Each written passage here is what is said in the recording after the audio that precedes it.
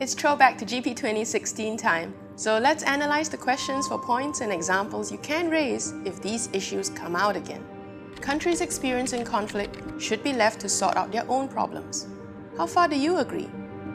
Out of all the functions a country performs for its people, protecting national sovereignty is arguably the most significant. It is also the most easily taken for granted. National sovereignty is the idea that independent nations should have the right to govern themselves and make their own decisions without any interference from foreign powers. National sovereignty is not something most of us have to think about, but such blissful ignorance is a luxury not every country gets. Not every country gets to be left alone or wants to be left alone to sort out their issues.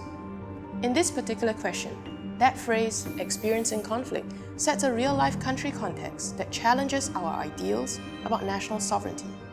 There are countries that experience such extreme levels of conflict that the basic conditions and responsibilities of a sovereign government can no longer function properly. Such countries are known as failed states. There are a few ways states can fail through an escalation of conflict.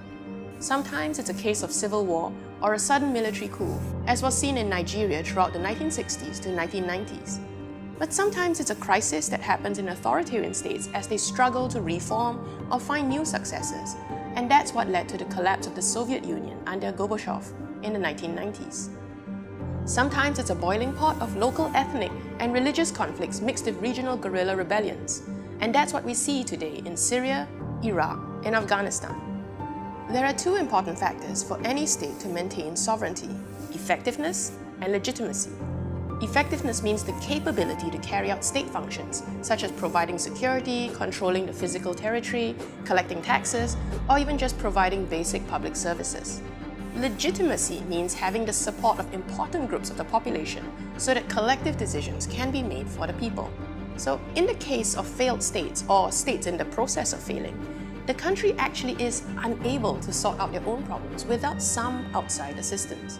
There are practical reasons for why other countries should step in as early as possible. Firstly, there is a need to contain the conflict and prevent any spillover or domino effect in neighboring countries.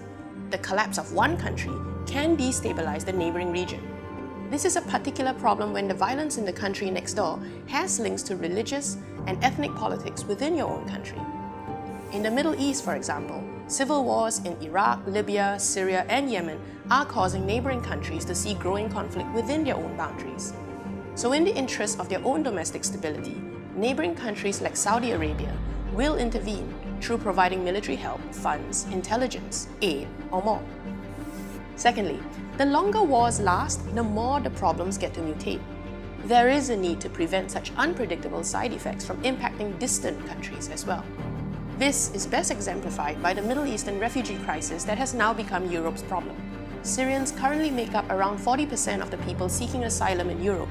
The others come from Afghanistan, Iraq, Iran, Pakistan, and Nigeria. There are about 10.5 million refugees around the world who are fleeing from poorer, unstable countries to richer, more stable countries. Richer countries burdened by the influx of refugees now have to choose between housing the refugees or intervening in the conflicts that are driving the huge exodus of people. Certainly, there are good reasons why countries want to stay out of intervening in another country's problems. It can be costly, dangerous, and it's deeply unpopular to voters back home. Foreign intervention can also worsen the issue, especially if there is no intention or ability to stay long enough to finish what was started. For instance, when the US invaded Iraq in 2003 and successfully overthrew the dictatorship of Saddam Hussein, they did not expect to be stuck in a costly 8-year-long occupation.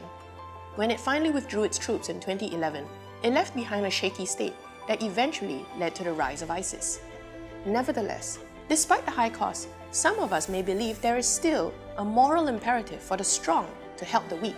It is humane to help innocents caught in the crossfire between warring groups, or they are targeted even by their own government in their own country. To turn away from them is a grievous burden of shame on the international community. For example, in 1994, almost 1 million people were slaughtered in Rwanda in just 100 days as the world looked away. The United Nations Army on the ground was understaffed and underarmed as most nations concluded that the potential cost of intervention was too high and the potential gains were also too low. This same unhappy story played out in the lack of international help given to genocides that happened in Bosnia, Kosovo, Cambodia, and Sudan. In foreign policy, there is a common saying that countries don't have friends. They have interests. What that means is that countries tend to make strategic decisions based on what their leaders or voters are most interested in. So historically speaking, it is practical interests about self-protection, maintaining political power, or economic advantage, rather than high-flown ideals that tend to guide most nations' decision-making about whether it should help another country. That is a hard truth of the world that we have to reflect in any answers to questions on international relations. It doesn't mean that your ideals of how the world should be have no place in your essay. You just have to make sure that your answer reflects your awareness of how incredibly difficult and complicated it is to play out those ideals in a world of real politics. Thanks for watching. If you want to learn more about how the world works, click on the links below to get a free trial class at School of Thought. And if you want a full breakdown of all the GP essays of 2016, find out in the link below how to get our annual Broader Perspectives essay issue.